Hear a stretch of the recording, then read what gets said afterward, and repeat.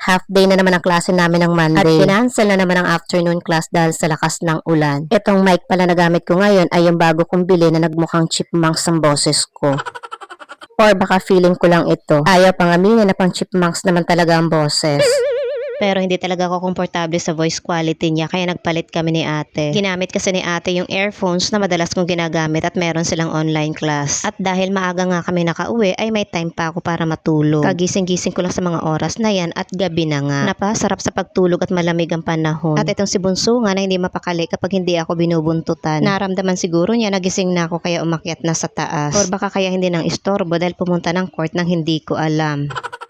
Masarap din talaga sa pakiramdam kapag nagpapahinga ka at wala kang iniisip na trabaho. At minsan naman ay hindi mo na alam kung paano mo paghati-hatiin ang katawan mo sa sobrang dami mo pang gagawin. Weather din lang talaga. Napasilip na nga ako sa bintana sa sobrang lakas ng ulan. Naisip ko kagad sa Jawat baka nasa Maynila lunod na ang aming sasakyan.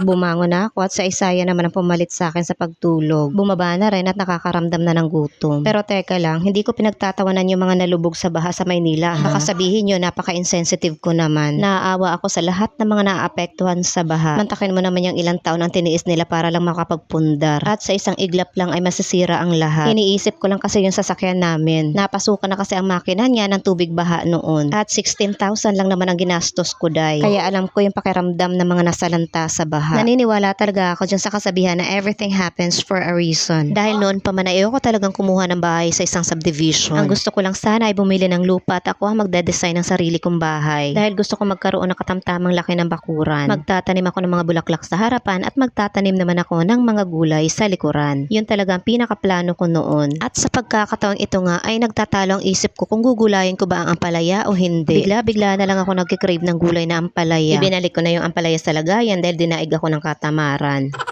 Pero nung huli ay mas nanaig yung katakawang ko. Cravings pala, kaya niluto ko din siya. So yun na nga, mabalikan natin yung kwento ng pagkuha ko ng bahay dito sa subdivision. At ang isa pa sa gusto ko kapag nagkakaroon ako ng bahay ay medyo malayo sa kapitbahay. Nangaaway kasi talaga ako ng kapitbahay kapag hindi ko gusto ang asta. Kaya mas okay sana kung malayo ako sa kapitbahay pero hindi nga nangyayari. So dito nga sa lugar na ito ako dinala ng kapalaran ko. And I think this is God's plan for us. Dahil malayo sa baha ang lugar na ito, isa sa mga advantage na nakikita ko rito. But on the other hand, nag-overthink din naman ako dyan sa sinasabi nilang the big one. Medyo elevated kasi itong lupa kung saan nakatayo yung bahay ko. Pero lahat ng mga worries ko ay tinaas ko na yan sa kanya. Ang properties naman ay napapalitan, ang buhay ay hindi. Yan talaga madalas ko ay pinagdarasal sa kanya. Na kung mangyayari man yun ay iligtas niya lang kami. Na para tuloy mas lalo pa ako nag-overthink sa mga mangyayari pa. So hindi pa nga sapat yung kinain ko at gusto ko kumain ng kanin. Akala ko may mga lamang ulam pa itong mga kawali na naandito. Mga hugasin lang pala. At tama nga lang yung desisyon ko na lutuin na yung ampalaya. At malapit na nga siyang mahinog. Lagi talagang tumatama itong instinct ko. O paano? Hanggang dito na lang muna. Uli, ito ang inyong nanay guro. Maraming salamat po sa panunood.